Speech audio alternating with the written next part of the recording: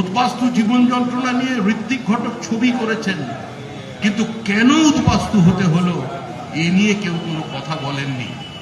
ওপার বাংলায় হিন্দু মারা গেছে কম, যারা মারা গেছে এবারে সবচেয়ে বেশি মুসলমান। শুধু হিন্দু মহিলা ধর্ষিতা হয়নি, ধর্ষিতা হয়েছে, আমি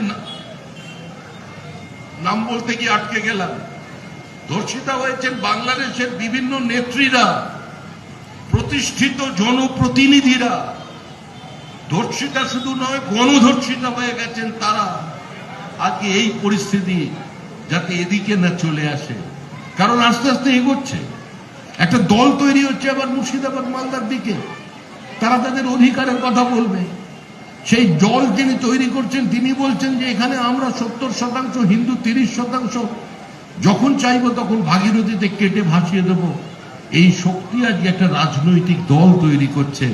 আর আমরা যারা পূর্ববঙ্গের মানুষ, আমরা যারা এখানে প্রগতিশীলতার, ধর্মনিরপেক্ষতার কথা বলেছি, আমরা যারা এই বাংলায় বসে দমদম লোকসভার মধ্যে বিভিন্ন বিধানসভায় একই বৃন্তে দুটি কুসুমের কথা বলে যাচ্ছি, দুটি ফুল যদি পাশাপাশি ফোটাতে পারেন, এর থেকে আনন্দের কিছু হতে পারে না।